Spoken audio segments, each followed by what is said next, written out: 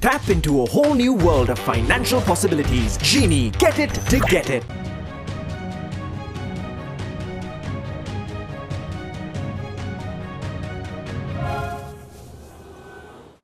Carving a successful and profitable business model tomorrow depends on how well you sharpen your saw today.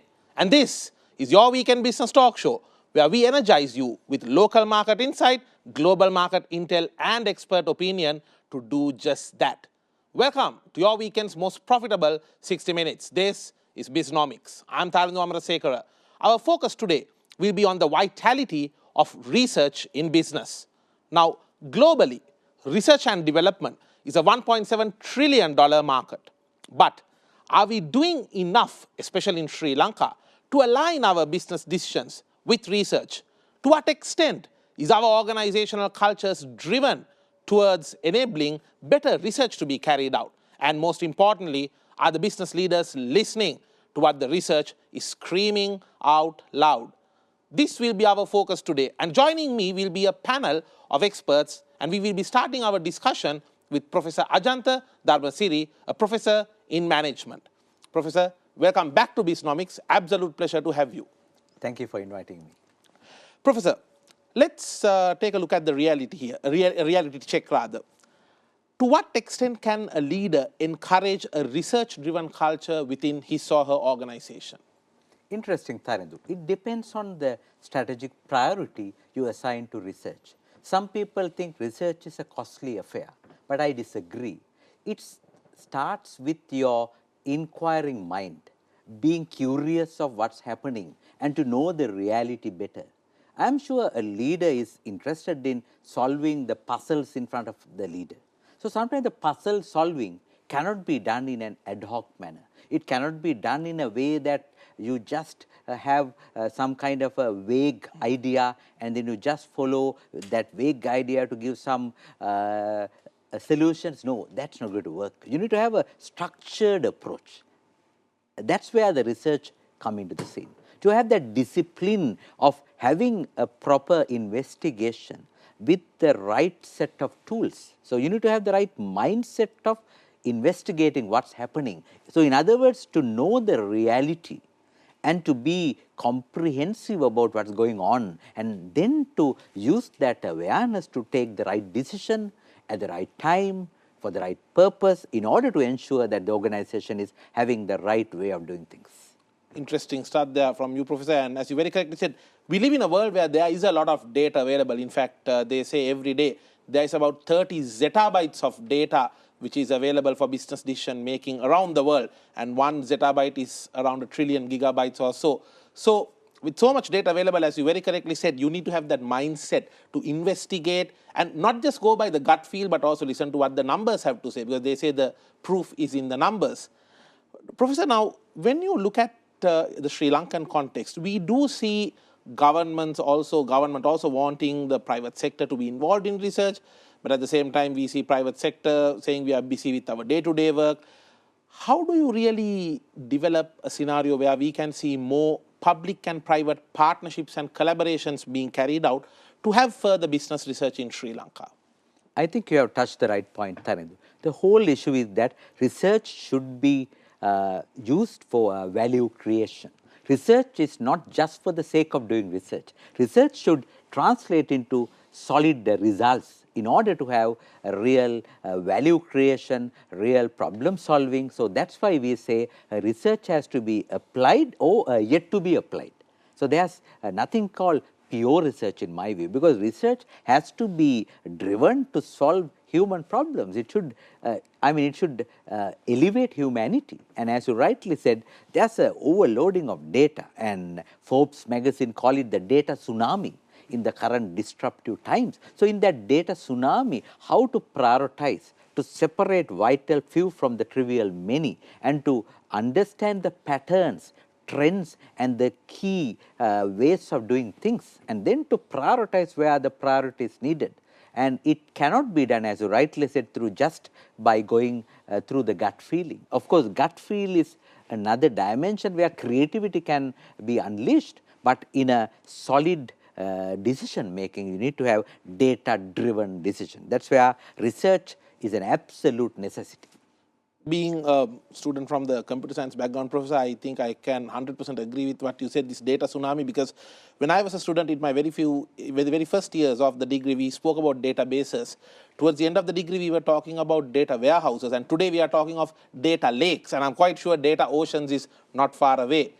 Professor, now let's think of a typical scenario. I'm just trying to make sure that from your very rich experience that you bring about with you, you'll be able to relate some of it to our audience members who are watching this episode today.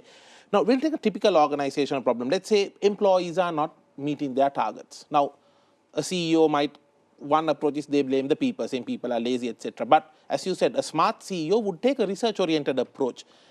Maybe look at why this is happening, look at some of the past models. How can a leader take a research-oriented approach to solve a problem like what I just said? I think it's a very excellent example to demonstrate the richness of research.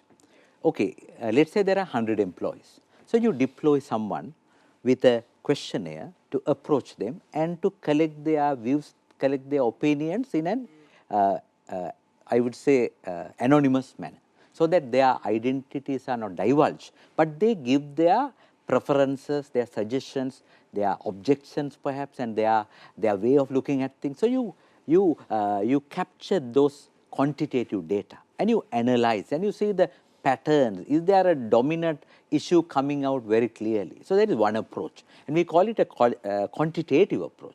In contrast, you deploy someone to have some interviews, some discussions in a very confidential manner, and then they throw out their negativities, their issues, their grievances, and you capture them, and we call that a qualitative data collection. So you have quantitative data and you have qualitative data, and you can use both quantitative and qualitative data sets to see the reality. So it's a case of reflection of reality through research, discovering what's going on, not just by the way the grapevine tells you, not just by the way that people carrying tales and coming to you with distorted truth. It's the authentic way of looking at the reality, discovering the reality as it is. An excellent perspective there, Professor. Professor, let's look at from your experience. You would have probably come across so many different CEOs because you have provided your duties as a board member to multiple organizations across a wide spectrum. In fact, you are a management encyclopedia by yourself, and we are very proud to have you with us today. My question is, from your experience, how have you seen research transforming CEOs? The transformation you see in a CEO, once they align themselves with research, once they develop a mindset where they are willing to accept research, how have you seen the CEO's journey transforming once they decide to do that? Interesting, Tarandu. I must confess that I'm a lifelong learner. I learn every day. I learn a lot from being associating with you.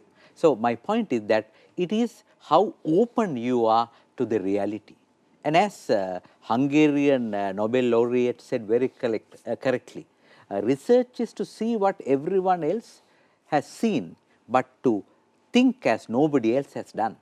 So the reality is same, but it gives an added advantage in an increasingly competitive environment for the CEO to pick a particular pattern before their competitors, to identify the trends in a proactive manner. Otherwise, you might miss the bus. You might lose that opportunity looming large among the rich data. And there might be a threat looming large. If you ignore it, it might be the end of you. So it's a matter of identifying the opportunities and threats which are hidden in the data. So you need to have the right analytics to bring out that. So research has to be key in order to transform a leader. Perhaps can be an entrepreneurial leader who has come up through gut feel decisions, intuitive decisions. I'm not undermining intuition. Intuition could be the base, but intuition in this complex world, Tarandu, is not enough. You have to go beyond intuition to have information-based decision as a daily norm. So a CEO can transform by just making a gut-based decision to well-informed, data-driven, analytical decisions which are supported by rich set of authentic data. So once you transform there, then all your decisions are justified in the right manner, and they are very transparent decisions, they are very objective decisions, and they are very, very future oriented accurate decisions. Interesting points. Professor, when you look at some of the common complaints about research that people have today, some of the business leaders are saying most of this research were done pre-pandemic, whereas now we live in an era which is post-pandemic, the new normal as we call it. Do you think some of the research findings and some of these research papers which were there pre-pandemic, let's say 5, 10, 15 years back, do you think there are still valid conclusions to be drawn from them? Because this is a common notion among business leaders. Well, I would say it's a kind of like a mixed bag, where some of the research which deals with fundamentals of human behavior, they are still valid. In fact, we are talking about Maslow's hierarchy after so many years. So some of them which are universally dealing with human behavior might still be valid, but there are significant changes with the new normal, because we are living in a VUCA 1.0 reality where volatility, uncertainty, complexity and ambiguity are, basically the norm. They have come to our doorstep, and in that reality our response should be VUCA 2.0, vision, understanding, confidence and agility. In that sense, we need to have research also researched. So it's a case of revisiting the research. Exactly, revisiting the research in the new mindset. In fact, that is where we need to have the right understanding of selecting the right tools. For example, I was having a chat with a researcher who is based in UK. He said from ethnography, now we have to shift to the netnography, net-based research, net centricity, because we can't have the luxury of going to people and having close association, but we can use the richness of internet, power of the connectivity. So reaching out to anywhere in the world through the network connection. So the netnocentric research. On a final note from you, Professor, your word of advice for any young business leader who is watching this episode today. They might be thinking we are already busy with our day-to-day business activities, we are busy with our family duties, and then we sometimes have our education work also. Amidst all this, where do we find the time to do research? What is your advice for that sentiment? If there's a will, there's a way. And curiosity is the starting point. They say that curiosity could be the starting point of invention, innovation, and leading to massive implementation, which creates value to the organization. Thank you very much, Professor, for joining us today. And indeed, your words were quite insightful, especially I think from what I got from your words was the fact that when you do research, it's not just about a set of numbers, but you also do learn about the pulse of the organization, the pulse of the people, pulse of the market, which can be vital for better decision making. Thank you for joining us. Thank you. How important is research for day-to-day business decision making? And most importantly, post-pandemic, what are the new dimensions of research that we are looking at? Let's talk about that and more on the other side of this short break. This is Bisnomics.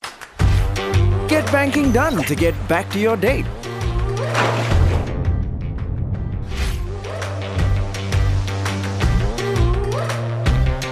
Get payments done in a flash to get on with your workout. Get your goals set to get on with your next chapter. Still don't get it? Download Genie, your money app, and tap into a whole new world of financial possibilities. Genie, get it to get it.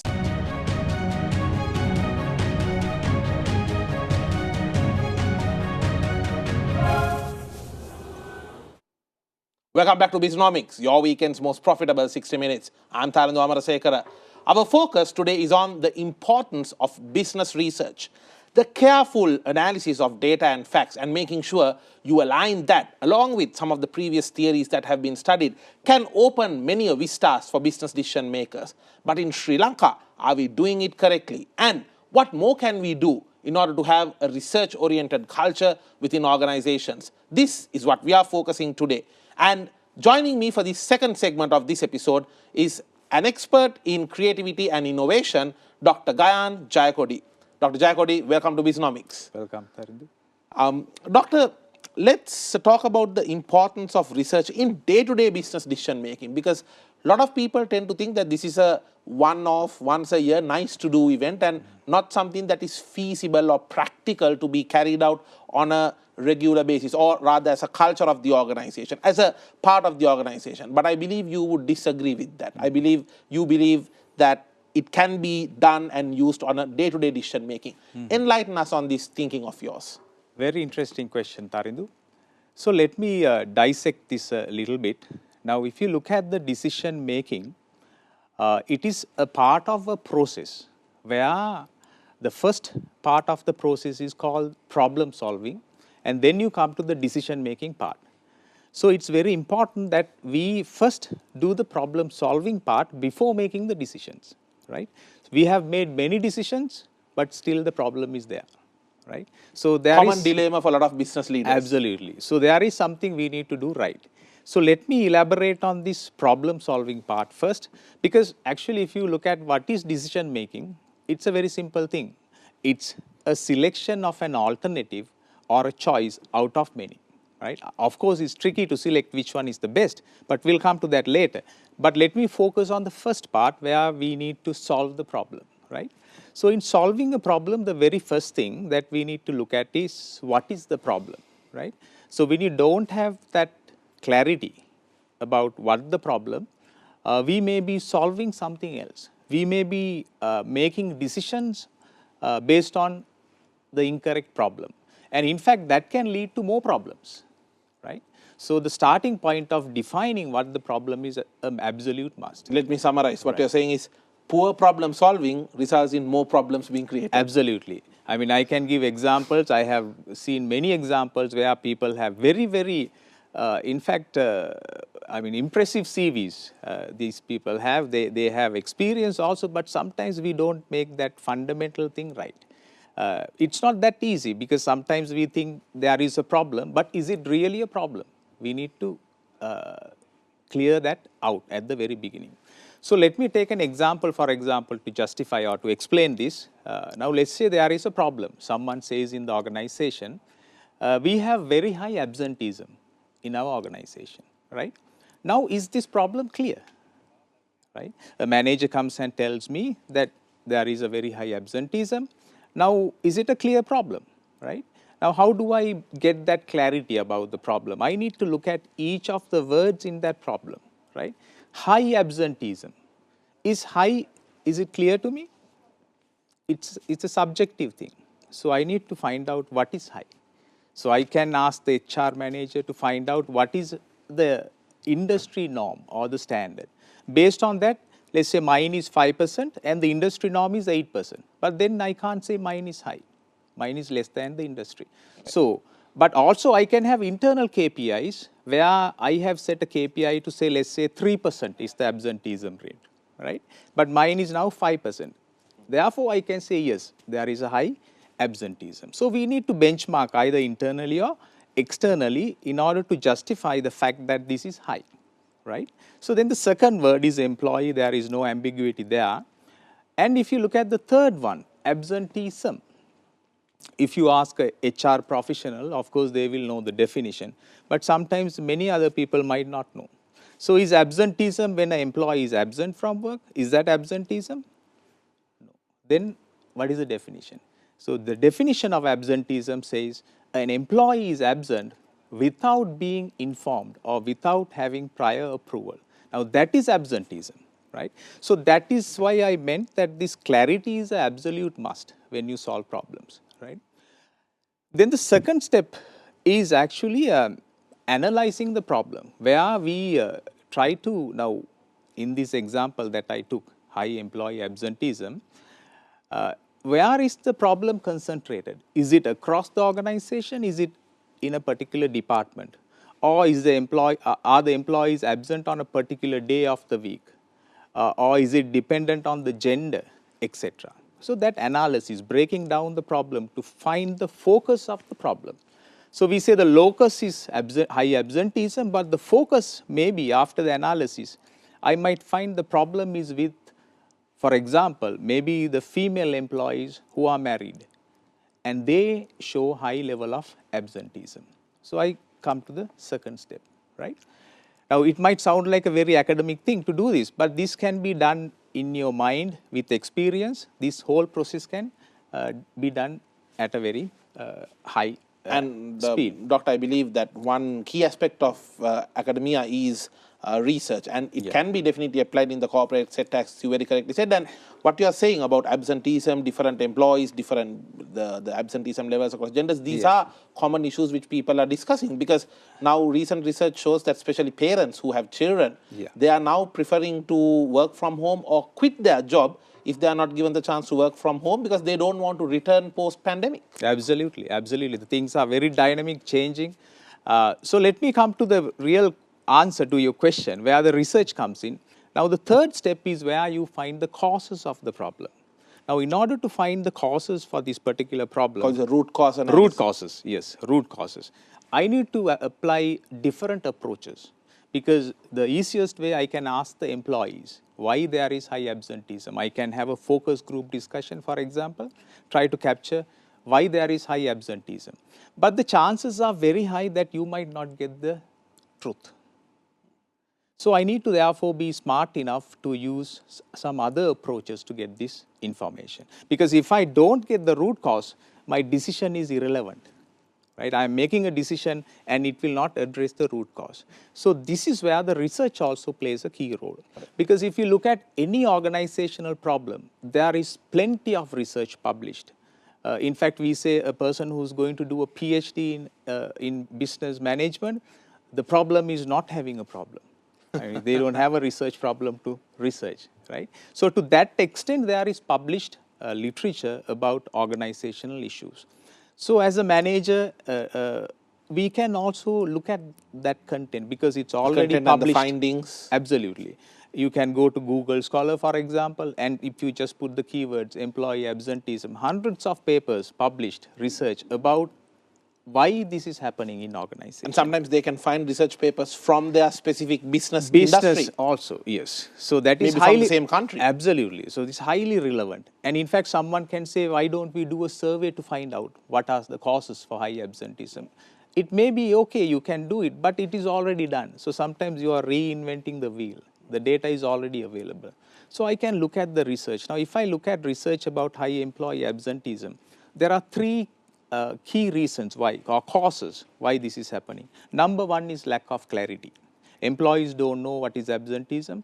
Maybe the company doesn't have policies about absenteeism, or it has, but it has not been communicated. Then the second thing is high workload. And thirdly, family commitments, right? Now we come to the last part of the problem solving process. That is, out of these many causes, I need to find the cause. Because there is no point of me saying, see, here there are so many causes and we need to address all these causes.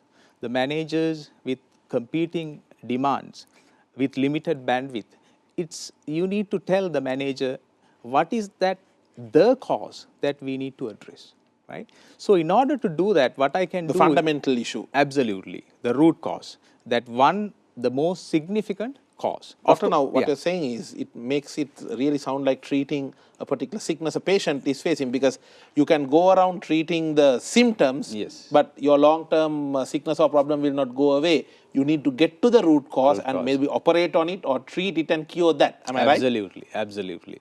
But bear in mind, there may be other causes also, but once you find the hidden factors. Yes, the significant cause, you treat that, then most of the problem will be solved. But it doesn't mean it's 100% cure, but maybe let's say 80% problem will be fixed. And then watch out for the after effects. Yes, right. So the problem, the interesting part here, these 4 steps, if you have followed that, then comes the decision making part. Because now you know the root cause. Now in this example, for example, I said the focus is female married employees. And the root causes told me from research that there are multiple causes, but there is one cause I can see: high family commitments is also a cause of high absenteeism. Understood. But then I can connect the two and say, yes, most probably for this particular group of employees, the reason for high absenteeism is high family commitment. Then I can generate alternative solutions. How can we provide support to these employees, right? And even for those, I believe, Doctor, there is already some of the research that has been done and frameworks which are there. Yeah. Doctor, I want to ask you now, you have been an extensive student of research. You've carried out your research work in multiple different dimensions in business. Doctor, especially post-pandemic, because we've seen a lot of different business dimensions completely doing a 360 turnaround change. How do you see research changing after the pandemic, and what are the new areas of new significance in research in this post-pandemic new normal? Yeah, that is an interesting question, Tarindu. In fact, I was also, since I am interested in research, I was looking at what are the avenues of research that are available. So some of the areas that I found were due to pandemic. One particular area that researchers are really active in is the small to medium scale businesses, how they are impacted. The backbone of our economy. Absolutely. And they are the unsung heroes of the global economy, right?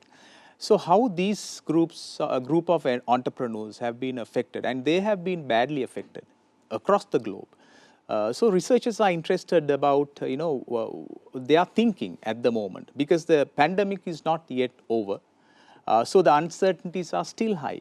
So how these entrepreneurs are looking at this pandemic? Are they looking at as a threat, or do they see any opportunities in it? Right. So this type of researchers are interested in how these SME entrepreneurs are going through this pandemic and what steps they will be taking to face these challenges. So that is one area that is there, and also another interesting area in research is supply chain management. And we know that has been greatly impacted due to COVID and multiple lockdowns. It's at an all-time high. Absolutely. Prices are high, and there were a lot of issues with stock out situations and things like Dr. that. We see from last year to this year, shipping goods from Asia to Europe, basically from the factory to the consumer in one angle, has basically gone up by almost 10 times. Right. Yes. So they are talking about something called, Tarindu, improving the network of suppliers, right? So in order to build a robust supply chain, networked supply chains, right? With more real-time data and connectivity. Yes, more connectivity, absolutely. Understood. So, Doctor, now on a final note, do you think that Sri Lankan businesses are having the required emphasis placed on doing research from a corporate sector? Because you work with so many corporate sector entities, do you see them placing, can we be satisfied with the emphasis that Sri Lankan businesses place on research? Yes and no, Tarindu. Now, if I talk from the PIM side where I work, something we always encourage our research students is to look at what is the practical significance of the research they do, or the implications, practical implications. So that is something we emphasize in our research at MBA level or even at the PhD level. So from our point of view, yes, we are doing something that the industry will value, but also no. Why do I say no? Now the collaboration I see between the industry and the academia is somewhat weak. Now, from my experience in other countries, I have seen how the industry comes to academia when they face a problem, and how the academia helps them to solve that problem. Now, in that respect, academia also has a responsibility to carry out credible, impactful research and build that confidence among the industrial personnel to come to us with their problems. And they know that if they give a grant and ask them to conduct a research on a particular problem, that we will give them something back, solid, something useful that they can use. So that collaboration has to be... And that confidence has to be there in the academy as well. Confidence has to be built, and the collaboration must be strengthened. So you see a disconnection that needs a reconnection. Absolutely. Dr. Jayakodi, thank you so much for joining us and sharing your valuable thoughts with us. Keep up the good work you do, and all the best. Once again, thank you for being with us today. Thank you, Tarindu. What role does research conferences actually play when it comes to the economic growth in a country? And most importantly, how can we ensure that we carry out research on the right and relevant themes for an economy? Let's talk about that on the other side of this short break. This is Bisnomics.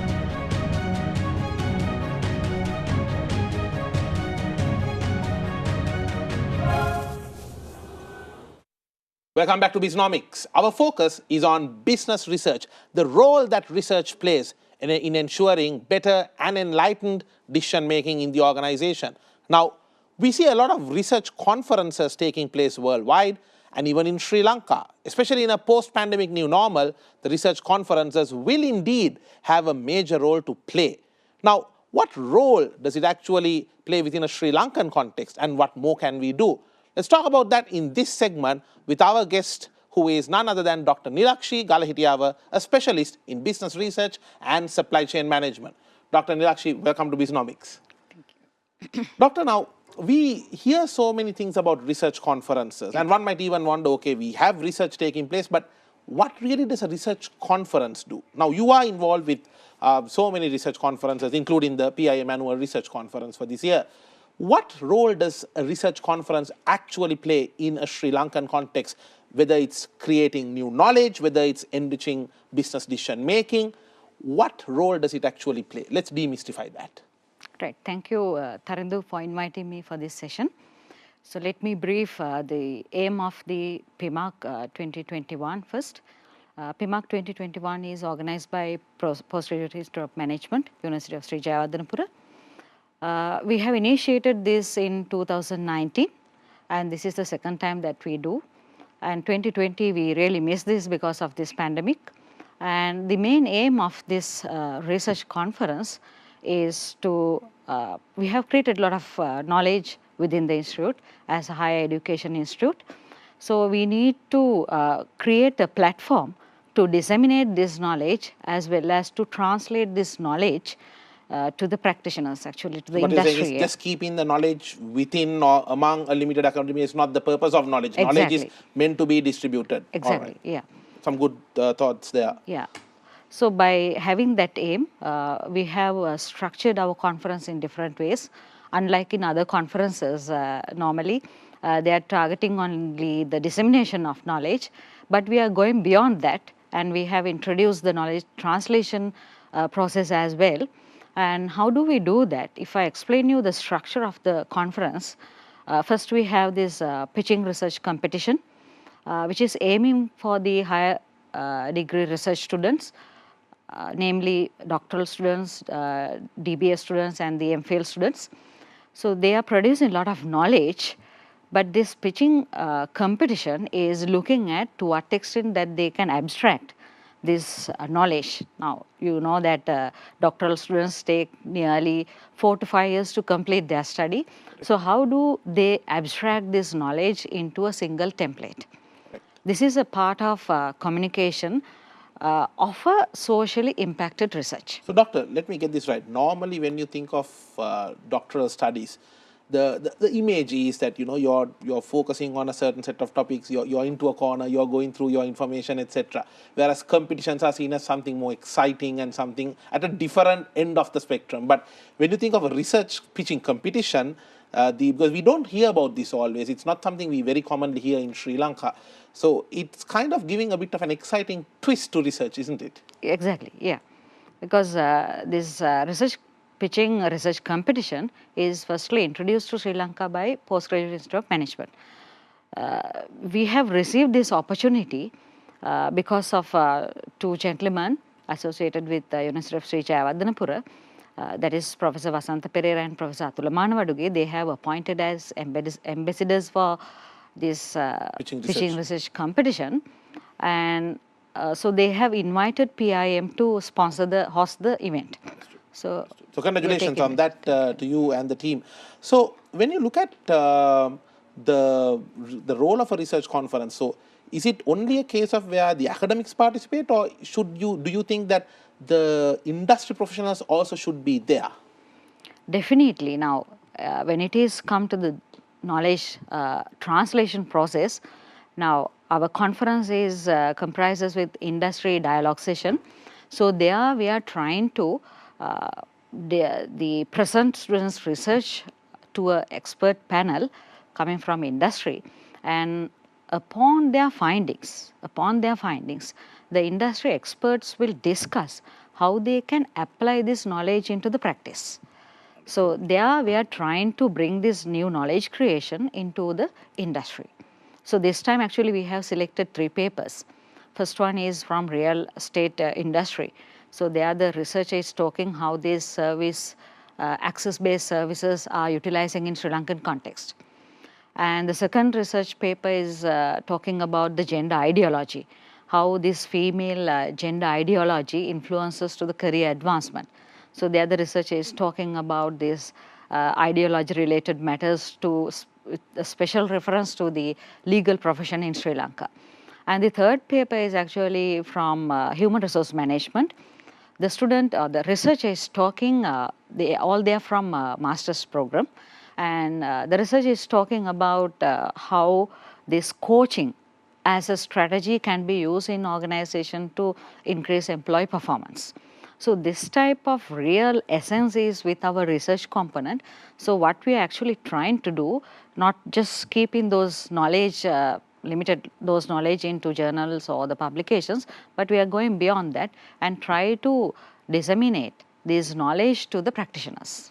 Doctor, in your perspective, because I think you brought a very important point about the need to, you can be doing research for 4 to 5 years, but no one is going to sit and listen to you for a very long time. You need to have that communication skill, an art of presenting your findings in a manner that someone can quickly absorb.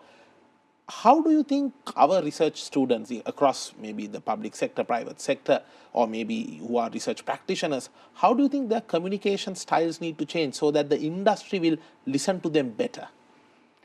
Definitely, as a higher degree research students, they have to have the research savviness or the academic flavor should be there. There is no argument of that. It can't be just they can write No, what they think is definitely. correct. It has to be backed up. It has to be from a scientific inquiry because there is a methodology for each single question. So they need to understand what is the research methodology that they need to apply to uncover some certain realities. So you may know that in social science the reality is subjective phenomena. So they are coming up with a reality which is closer to the truth. So how do we verify the truth in social science is upon the peer discussion. How believable is the truth that I am projecting versus the truth that you are projecting? Yes. So when it is come to management, the best approach is to discuss it with the industry experts. Sure. So this industry forum specifically targeting on that segment. So how do we bring these findings into these practitioners' hands? And I believe it's a two-way process because the industry participants get to learn from the academia and the research students. Definitely. And the research students get to further understand the dimensions in which the industry wants them to look at. Definitely, yeah. So when it is come to the communication, the research students should have to have a communication to convert these research findings into a non-research audience. I mean, in a lay language. So that is how we can communicate these things into the society well. Understood, Doctor. Doctor, when you look at themes for a conference, because I believe any conference, any research conference always has a theme. Now, what is the theme that you and the team are looking at this year for the annual research conference? Yes, this time we have used reflecting reality through research. So as I explained earlier, management is coming under social science. So in social science, we are creating a reality closer to the truth. So we want to reflect our research among the stakeholders or the potential listeners or the practitioners, how they can utilize these findings to their betterment of the business performance as well as society in general. Dr. Nilakshi, with regard to the modern day students, because we see students studying so many MBA programs, we see them studying MSc programs and all that across state, private sector, various institutions. Do you think that our modern day higher study or other postgraduate students are giving enough emphasis on research? Because let's admit the truth here. Yes, there are some students who diligently, properly follow the right guidelines and immerse themselves in a research and do it properly. But Doctor, you and I both know that there are various organizations and units to whom you can outsource research and get done. I mean, this is the reality we are looking at today. So what is your advice to any business student who is doing a postgraduate program when it comes to doing the research about doing it right? Why is it so important? Actually, I cannot comment about the other institutions, but at PIM, we are really insist students to do it in a correct, follow the correct methodology actually. So first of all, the students should know the research ethics, why we are engaging in research. So the ethics comes first. So there should be, in management research, there should be a business problem. So we always address to a business problem. So the first thing that we are asking the student to come up with a business problem which is not in the past but which is existing right now, or maybe in future we have to face for that type of problem issue. that is brewing up. Yeah. So based on that, they are asking to refer literature, because literature we refer to the warranted knowledge. So based on the knowledge that they have been already produced by the scholars, the student is asking to refer the gaps in existing knowledge. So based on that, they will be starting their research work. That is how they are proceeding with. The best advice that I can give to the high degree research students: when you are selecting a research problem, select something which has a higher impact. Either it has to bring a value to the business as management research students, or it has to bring a value to the society in general. Understood. And Doctor, with regard to one of the publications, you are quite involved with the Sri Lanka Management Journal. What role does that play in adding more knowledge to the business management community and business management sector of Sri Lanka? Introducing PIMARC is one of the aims to disseminate the knowledge which we have reported in the SLJM, Sri Lankan Journal of Management, which is an index journal in Sri Lanka. We do research as academics and we publish papers in academic journals. And in Sri Lanka, there is no good research culture which the industry and the university work mutually. So this is kind of an attempt that we are trying to bring this academic research into the practice. Because we do see in foreign countries, when there is a business problem, they go and work with the academia. They try to coordinate, they're trying to share findings, which is not something that we very regularly see in Sri Lanka. Yeah. So that is one of the aspects of this conference, to bring practitioners to the university. To bridge them. Yeah, to bridge the gap in the existing research problems, existing research domain in Sri Lankan context.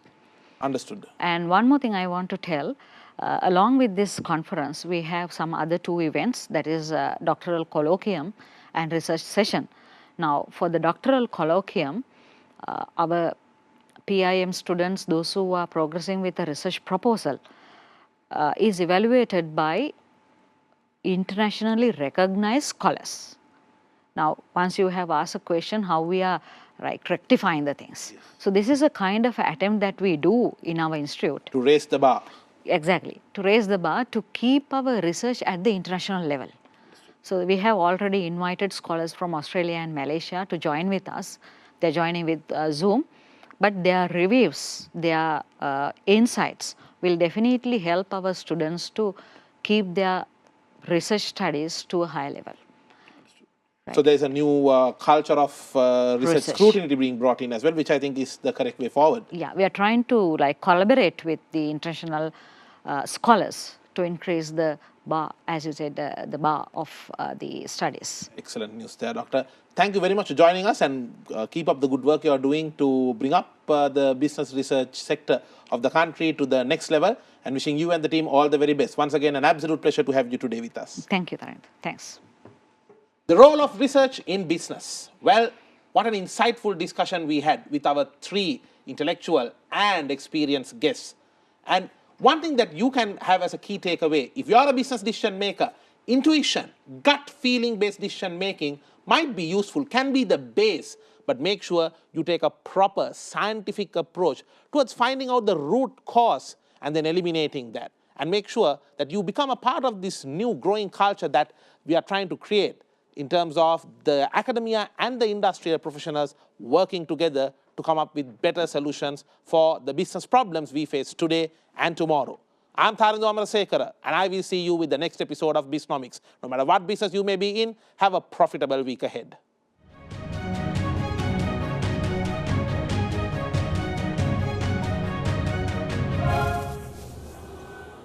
Tap into a whole new world of financial possibilities. Genie, get it to get it.